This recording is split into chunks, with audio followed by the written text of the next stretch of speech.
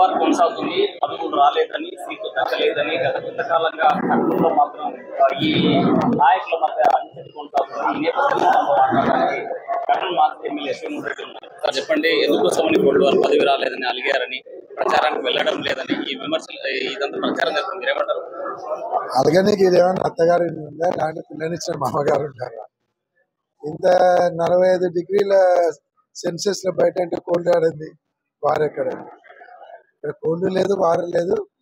ఎవరి పని వాళ్ళు చేసుకుంటున్నాము. మా కార్యకర్తలు అయితే కొంత బాధపడిన వాటిలో వాస్తవం. ఏదైతే అన్నకు పదవి ఎక్స్పెక్ట్ చేసినాం, రాలేదు అని. నాకు ఈరోజు నేను ఒక ఎమ్మెల్సీ పదవిని 5 సంవత్సరాలు పదవీ కాలంగా ఉండంగా కూడా వదిలిపెట్టి పార్టీలోకి వచ్చి పనిచేసినాను. అటువంటి వాడిని ఏదో పదవి రాలేదని దూరంగా ఉండేది ఇంకా.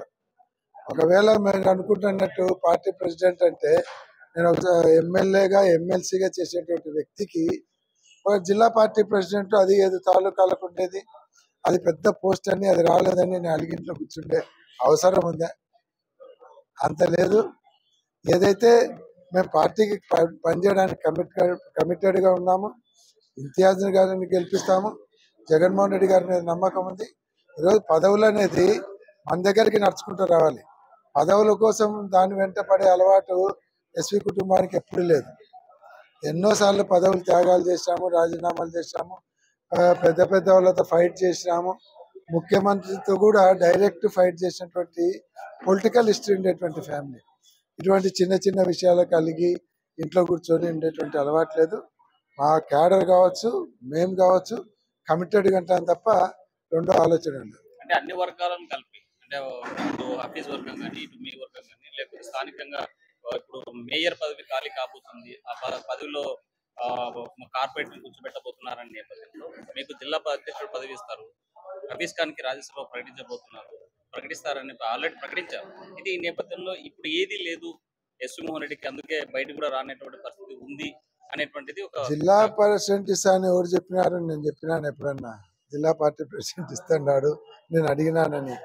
అది మీ పత్రికల వాళ్ళే దాన్ని క్రియేట్ చేసినారు తప్ప మీరే రాసుకుంటూ పోయినారు అంతే తప్ప నేను ఎక్కడ మీకు స్టేట్మెంట్ ఇవ్వలేదు. ఇది మీడియా రాసుకుంటూ పోయిందో చెప్పుకుంటూ పోయినటువంటి అంశం కాదు. మీ కార్యకర్తల ద్వారా, వైసీపీ నాయకుల ద్వారా వచ్చిన ఒక సమాచారం. మా కార్యకర్తలు ఎక్స్పెక్ట్ చేసినారు. రామయ్య గారిని ఎంపీకి పంపించినారు కాబట్టి అన్ని తాలూకాలలో ప్రభావితం చేయగలిగినటువంటి కెపాసిటీ ఉంది.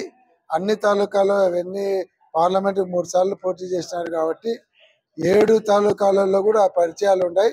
జిల్లా పార్టీ ప్రెసిడెంట్ అన్నకి ఇస్తారని అది ఎక్స్పెక్ట్ చేశారు. సరే, క్యాస్ట్ ఈక్వేషన్స్ అనేది ఒకటి ఉంది. కురువలకు ఆ పక్క ఎంపీ సీట్ ఇచ్చినారు, ఇటు పక్క నుంచి కురువ కమ్యూనిటీకి కూడా ఏదో ఒకటి ఇవ్వాలి అనేటువంటి నేపథ్యంలో పార్టీ ప్రెసిడెంట్ ఇచ్చినారు తప్ప ఇక్కడ ఈక్వేషన్స్ ముఖ్యంగాని రేపు ఎన్నికలు ఉన్నాయి సమీపంలో. గెలుపుకు ఏమేమి వ్యూహాలు రచించాలో దాని మీద ముందరిపోతున్నారు. ఈ ఉండేది 40 రోజులు, హార్డ్లీగా 30 డేస్. దాని తర్వాత రాజకీయ సమీకరణలు మారుతాయి.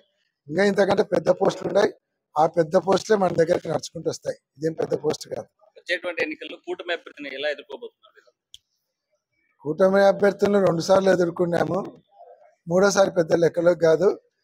మా వ్యూహాలు మాకుంటాయి. 2 సార్లు ఎట్లా ఎదుర్కొన్నామో ఈసారి ఇంకా సునాయాసంగా ఎదుర్కొంటామనే నమ్మకం ఉంది. పార్టీలో ఎలా